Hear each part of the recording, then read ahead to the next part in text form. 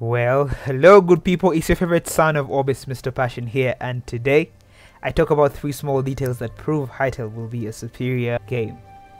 Now the word superior here is used loosely, as I'm not comparing the game to any other, but instead talking about some things that I have noticed that give Hytale somewhat of a master's touch. So let's get into it. The first small details are from the Hytale's lighting and shadows. If you are familiar with Minecraft shaders, then you know that lighting and shadows do a lot to increase the overall value of a gamer's experience. Similarly, Hytale also has shaders, the major difference being that its shaders are baked directly into the game. Because of this, Hytale's aesthetic is universally better and is standard no matter the hardware, which allows for some complex but immersion enhancing shading techniques. For example, in this underwater sunken ship screenshot, we can see the wavy light rays of the sun hit parts of the chest, the ship, the grass, and even the fish, indicating that this sunken ship may be somewhere near the surface of the water. However, we can also tell that the light is being refracted by the water, as it has a similar effect as you would see on objects underwater in real life. That, I must say, is an impressive thing to add, as it makes the experience under the water all the more immersive. Another interesting detail I found is to do with the shadows.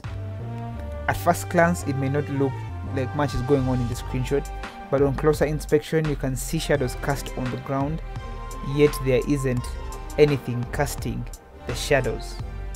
This leads me to conclude that these are cloud shadows being cast as the clouds pass by.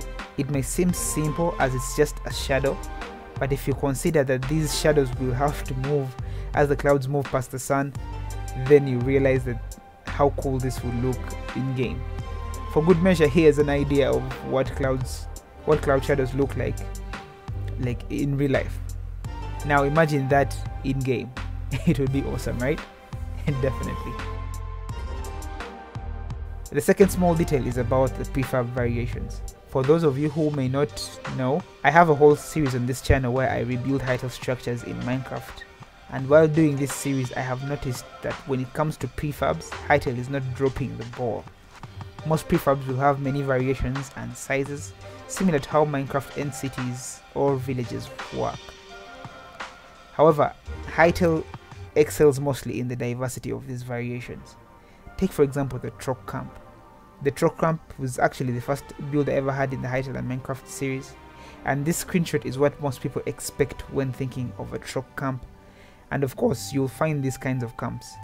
But we've seen a few variations of the truck camp with smaller ones like this one, which seems to only house like one truck, and then this one which seems to house like 2 trucks. It appears that even the kind of trucks we will find in these will be different depending on the size of the camp.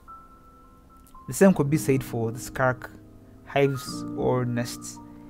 We see from the trailer that the main big nest will be distinct and have large skark populations and probably all the skark types there, while other nests like this one in this screenshot have smaller populations and less diversity in terms of the kind of skarks we will find.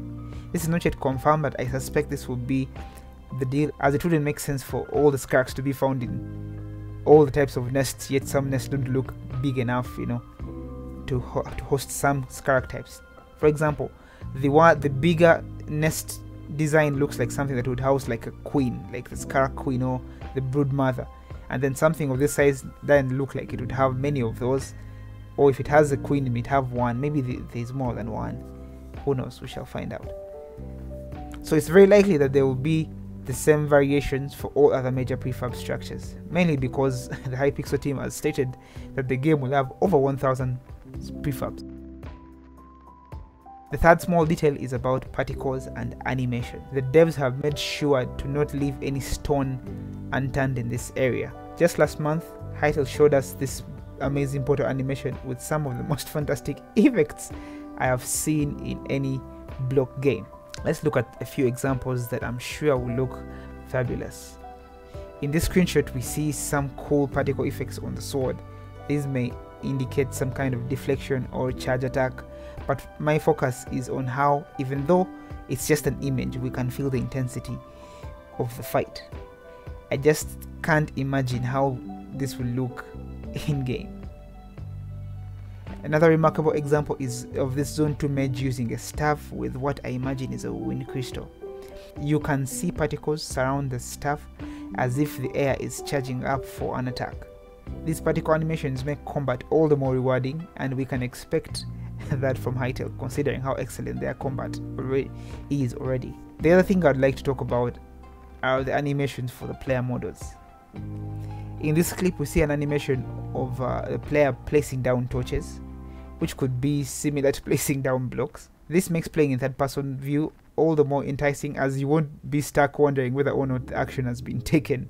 The extra touch in this clip is that the third person view seems to be over the shoulder rather than directly behind, making the world of a difference, as it makes playing in third person actually simple. If you've ever tried to play in third person in a game like Minecraft, you would notice that you literally couldn't see what's going on in front of you, and if you, for example, if you placed a block down, you'd have to check in some other way, and you wouldn't know immediately to place it down. That is why I think this few additions, these small things, really make a world of a difference. It also means that we won't have to give up seeing our cool armor that we worked so hard to get as we fight.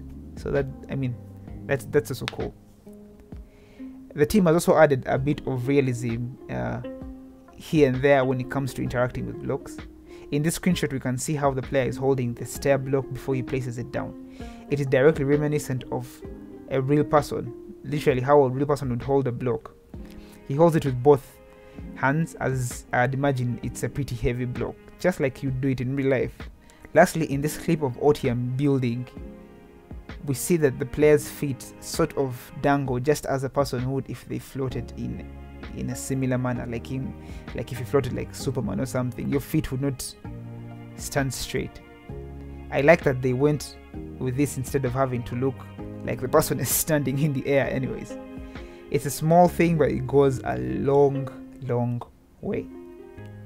As I finalize, I must say that Hytale's devs are doing their level best to keep improving and updating the game, and as a result we will be getting a wonderfully thought out game. And for that I will do all the waiting I need to do.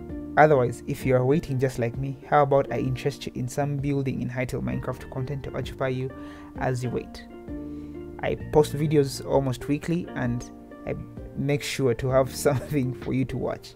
So I also have some other commentary videos on Hytale, specifically on building, on the channel, so be sure to check them out. But until next time, thank you for the like and the subscription, and bye for now.